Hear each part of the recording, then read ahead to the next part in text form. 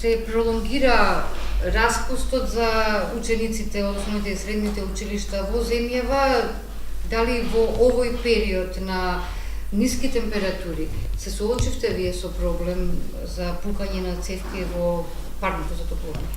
Значи, за време на зимскиот распуст и за овој период кога имавме екстремно ниски температури во Полошкиот регион и поточно во Тетово, ние ги презедовме сите мерки за да тоа што подобро го пребродиме.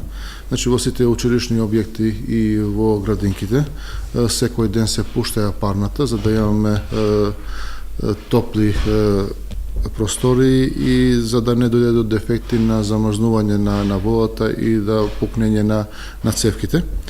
Имајќи предвид дека тоа е трошок повеќе за училиштето, но за нас беше најважно за да се зачува системот на грејење, да не дојде до дефекти до системот и скоро во сите училишта во градот и во руралните средини секој ден во текот на оваа недела се пуштаја печките и да бидат училиштава топли. Дефектите што излегуваја се отклонуваја. Имавме некои мали дефекти во некои училишта и тие се пребродени. Се надевам дека и во текот на оваа недела тоа ќе се одржува и дека нема да имаме поголеми дефекти што би можеле да го попречат редовното грејење на училиштата.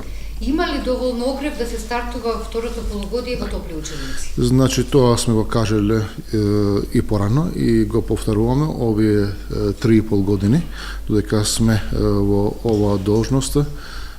Не сме имали проблеми со огревот, се беше планирано во временскиот интервал како што е потребно и со огрев, со нафта и со дрва две села се снабдени во периодот кога што е тоа потребно. Се прави добро планифицирање на јавните набавки, тоа се реализира за временскиот интервал кога е тоа потребно и до сега не сме имале проблеми со ова проблематика.